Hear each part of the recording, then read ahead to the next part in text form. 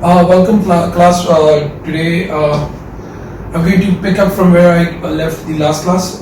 We had that physical class, so going forward I think most of our classes are going to be online. So the format is going to be, I'm going to upload this video to Google Classroom, and we can then have Q&A about it. If you want some extra clarifications, we can do that later. Now today's class I'm going to start by introducing you to some concepts that are important for developing an understanding of organization development, specifically change management. What we need to start off is by understanding what are organizations.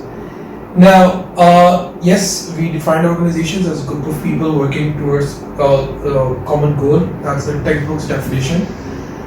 But here's another important thing, important concept you should know about organizations. Organizations are complex.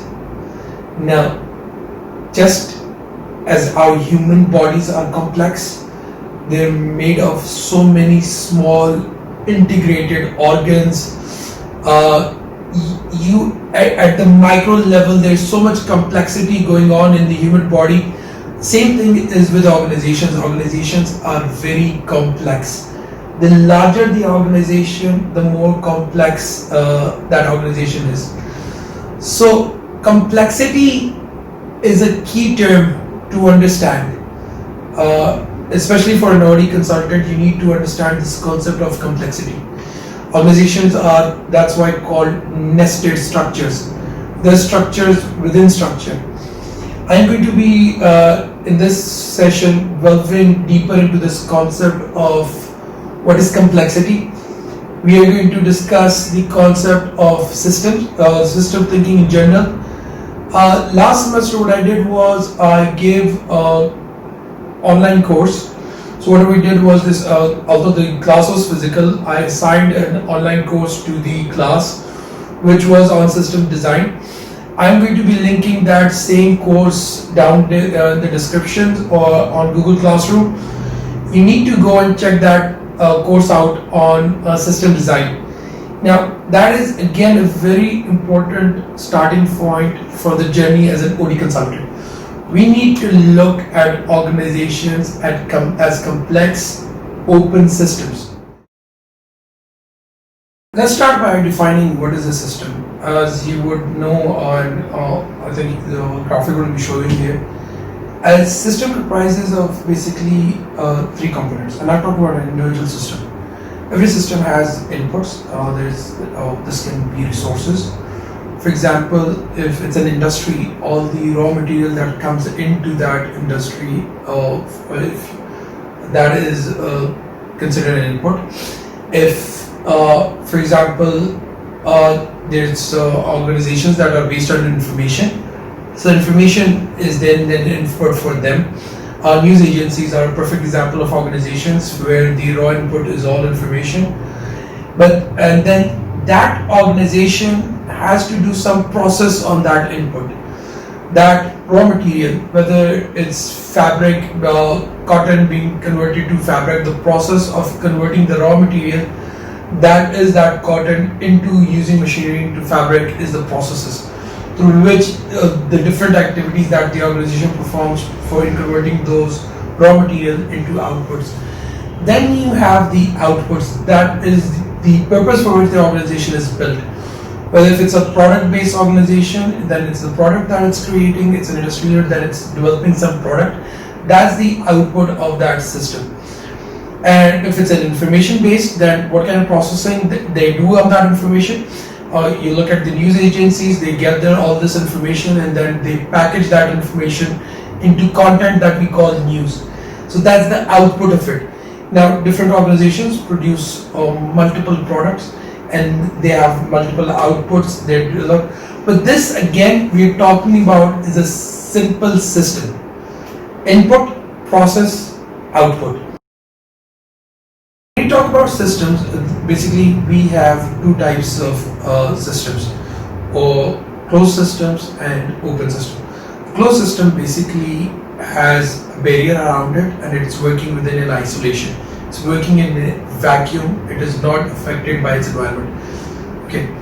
Whereas an open system is constantly in interaction with its environment.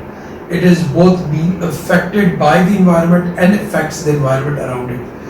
That is a key observation when it comes to understanding organizations as systems. Organizations are open systems.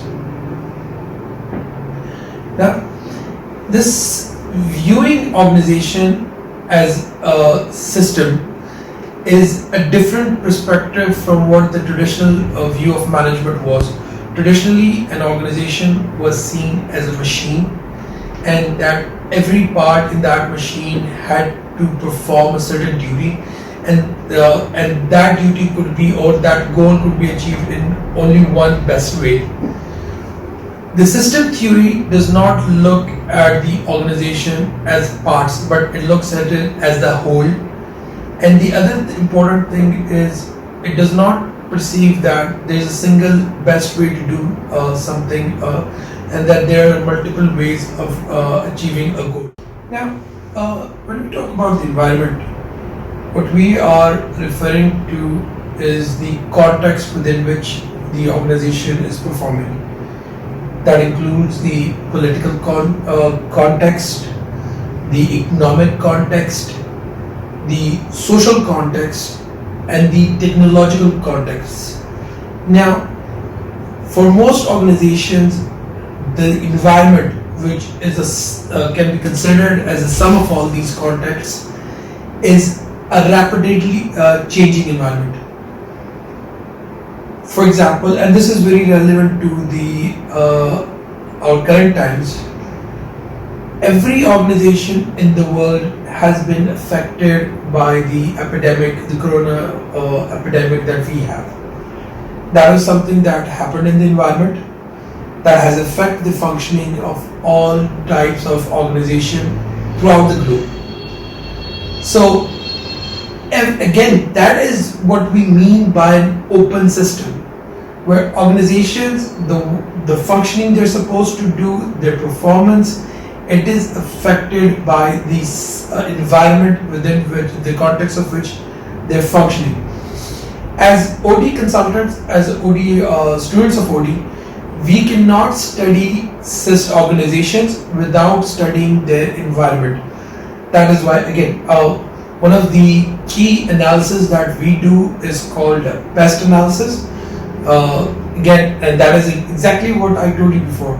The pest analysis will look at we study the environment on the political side, the social, technological, and the economic, and we try to figure out what changes are happening in that environment and how those changes are going to affect our organization. As an OD consultant, if you do adhere to this concept of organization as systems, then basically you'll be making some assumptions. If, again, what do I mean by you're making assumptions? If you believe that organizations are open systems, then you also believe in the following assumptions. Number one is equifinality. That's one of the fundamental points or assumptions of open systems. Equifinality means that an outcome can be achieved through multiple paths. For example, if you want to come to your university from within Islamabad, you can take multiple routes. You can arrive from certain routes sooner than later, but you still can arrive through to your destination through multiple paths. That is called equifinality. Basically, traditional management always considered that there is one best way of achieving a goal, but the assumption of equifinality means that there are multiple ways in which you can achieve your goal, and you have to determine which is the best way. Now, the other important distinction from traditional management concept is the concept of conjectural causation, as opposed to a linear causation.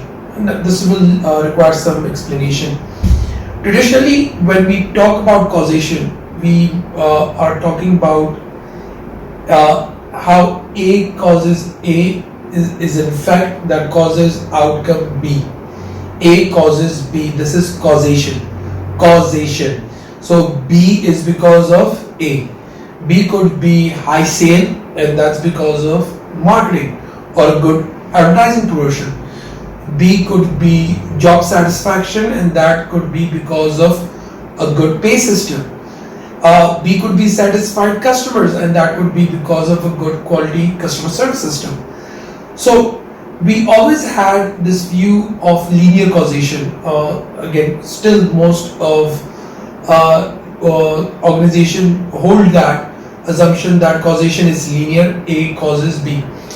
But conjectural causation, which is again an assumption we make as a system theorist, that implies that A alone does not cause B, but A in combination with different factors causes B. No single factor can cause the outcome to happen. Multiple factors combine to cause the outcome. This is an essential concept of complexity, that there is no simple A causes B kind of relationships, but there are multiple factors that combine together. That's why it's called conjectural, to cause an effect. So if you think that a satisfied customer is only because of a satisfied, let's say, service provider, that might not be sufficient, because if your product is not good, it doesn't matter how good your service representatives are. A bad product is going to give you bad customer feedback, and so your customers are not going to be satisfied.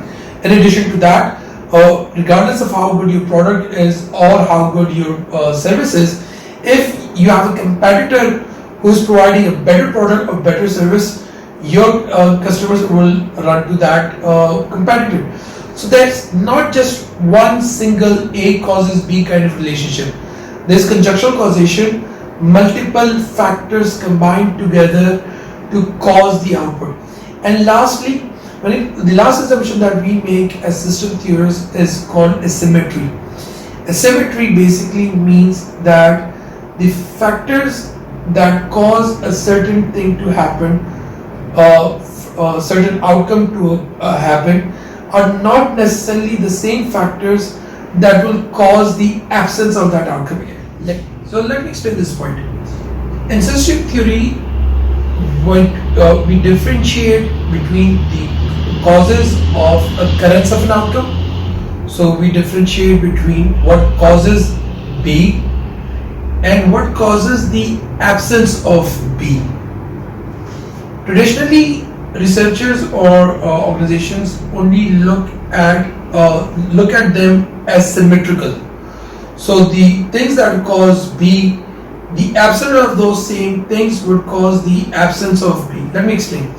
Let's say if rewards motivate people, then the absence of rewards will demotivate people. Simple symmetry. So if you increase rewards, motivation will increase. Decrease rewards, your motivation would decrease. But in system theory, or as system theorists, we do not adhere to this concept.